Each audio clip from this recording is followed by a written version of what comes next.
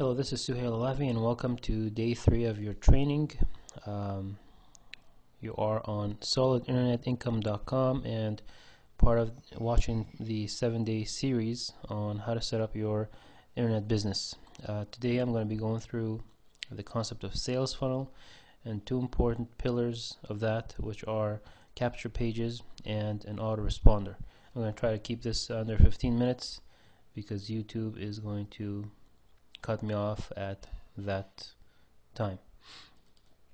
Alright, so what's a sales funnel?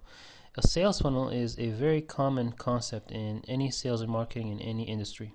It was first introduced by an American advertising sales pioneer by the name Elmo Lewis in the year 1898. He developed this based on scientific concepts. Basically, a sales funnel is a system that allows you to gradually filter through your leads until you find the ones who are buying, or until you convert the ones who are just sitting there to take an action and do something with your product, or sell it, or subscribe to your services or something. As you can see, the sales funnel starts much larger at the very top, so you have a lot of volume going through. They pass through a number of processes, and at the end you're going to have refined clients coming out, the ones who have bought something from you or subscribed to your services. So again, as the leads are coming in, they're going to go through awareness, they're going to get their interest stroked, and they're going to have their desires amplified by what you have to offer them. And then finally you want them to take an action. So what's in the awareness stage? It's the most important step, and the first step, it's you want to make aware your customers that you do exist and your product is out there for sale or for subscription. Usually you make awareness by creating websites, brochures, advertising, word of mouth, and so on. Once your clients know that you do exist through these methods, you have to catch their interest. You have to make sure that you put an advertising or something that would grab their attention, and you go into more details such as features, prices, benefits, and so on. And then after that, you have to somehow relate to his needs and to your client's needs, and you have to prove to them that what you have to offer is something that would solve their problem. This is the desire part. At this point, the client is very interested in what you have to offer, and they want to get access to it. And lastly, and most importantly, you're going to make available for your clients or customers means through which they can take action. So this could be like buy now button, or subscribe now, or enter your name and email address. Alright, so the objective of any internet marketer is to maximize leads. You want to have the influx of leads through your funnel to be at its highest. Because on average, anywhere between 1 to 5% of your leads will become your buying customers, depending on how good of content you are going to provide them. They say that on average a customer will become a buying customer after the 6th or 7th interaction, right? So that's why we're going to go through this. That's why you have autoresponders, where you capture the lead's name and email address, and you send them periodic communication about what you have, the benefits. You give them tips, you give them things useful that they might need they might use in their life. And then once in a while you throw in some call to action. I have the full product here and I can sell it to you for $100. Click here, that kind of thing. So you got to make sure that your communication is mostly about giving to them. You have to try to give more than you receive, and that's how you keep your list and monetize it. And finally, to do this again, you need to keep generating a lot of traffic. Now, don't worry about this, because the internet is very different than a regular business. A regular business, the number of people walking into the store really depend on your location and how many people are around you, and actually the population of that area. Whereas with the internet, you don't have this barrier. The world is within your reach. And currently there's about 2 billion internet users out there, and this number is increasing fast and fast every day. So other than the language barrier, you don't have this geographical barrier or population barrier, because you have everybody accessible to you. You just have to use the right methods to get them to come and visit your website. Alright, so how do we bring these leads? Well, you bring a lead and you capture their information by creating a capture page. Now, a capture page is a very a simple page, summarizes your offering. It speaks to your client and customer in a very specific language that attracts them, keeps their attention on the product, and you might complement that with a video and a picture, and finally a name and email form. You use different methods such as Google advertising, writing online articles, blogs, Twitter, Facebook, and so on to do that. On this next page here, I have a sample of a landing page or a lead capture page.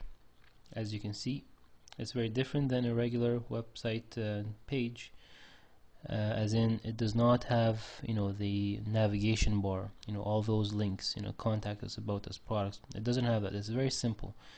It strips away your lead from any distractions that could potentially take him to a different page where they don't end up taking this action. So again, it doesn't have any navigation bars. It's very simple. It speaks a language that your client makes them very interested. And over here, it's like they're offering $1,000 shopping spree. It's got a simple image of happy people going shopping, and over here it tells you what to do. Enter your name, your offer. Number 3, you're gonna get your $1,000 commission or $1,000 shopping spree. And then finally, here is where you want to capture. Here's the take call to action. Here's where they're going to enter their name and email address, and then get stored in their autoresponder. Alright, so we spoke about Google AdWords, Yahoo AdWords, MSN AdWords. And by the way, these are things that we were going to be going through with you if you join our team through weekly webinars. We're going to go through all these concepts and explain to you how you can use them in your campaigns. Again, YouTube videos, Twitter, Facebook, articles, news releases. All these things are methods that online marketers use. For example, YouTube is very important, and right now it's very hot. The other day I was browsing YouTube and I came across a web page where a lady was offering workout videos. They would film her doing the workouts, and some of these pages had about 10 million hits. Now just imagine if you had 10 million leads coming to your website, and some of them go through the funnel and become buying. So 3 to 5% of that's a huge number. And the nice thing about YouTube is it gives you an area where you can put your website address and some description. So people, after watching the video, if they like what you have to offer, they can click on the on the link, and it takes you right to their website, or like a landing page where they can enter their name or email, or get some freebies, or just buy the product directly. The other method that depending on what you are doing, it could be effective, is Facebook. Now, as you know, on Facebook, people share a lot of things. People post a lot of things on their profile, and you could use this to your advantage. I mean, if you have something very interesting that people could use and forward and promote, you can use the power of Facebook to have viral marketing, whereas a video or an article is spread quickly by the users, where they share things, and they share and send to their friends and so on. So it could be a very powerful tool. Again, we're going to be going through all of this. So what happens once you capture their names, and what do you do with that email address and the name? Well,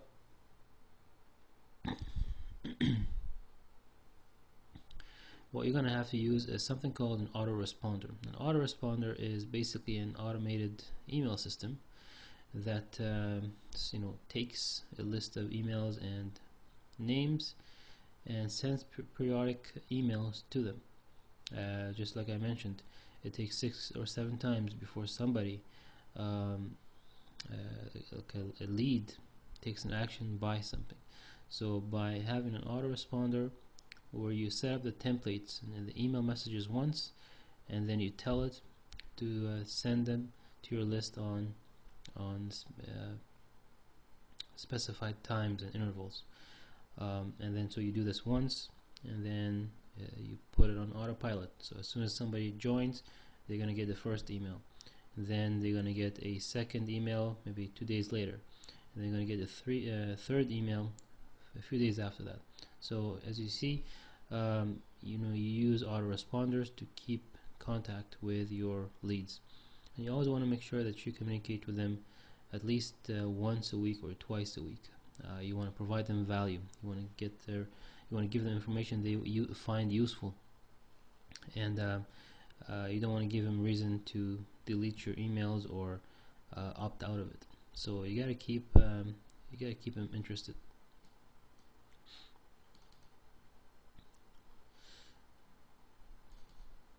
Alright, so that's that.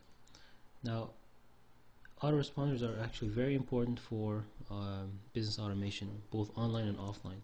For example, I've seen restaurants using autoresponders to keep contact with their leads. They send them recipes that they could implement, and once in a while they send them coupons for discount. If they bring somebody in, you get 25% discount. So again, these concepts could be both online and offline. Again, always make sure you want to offer your list useful information and something that they could use.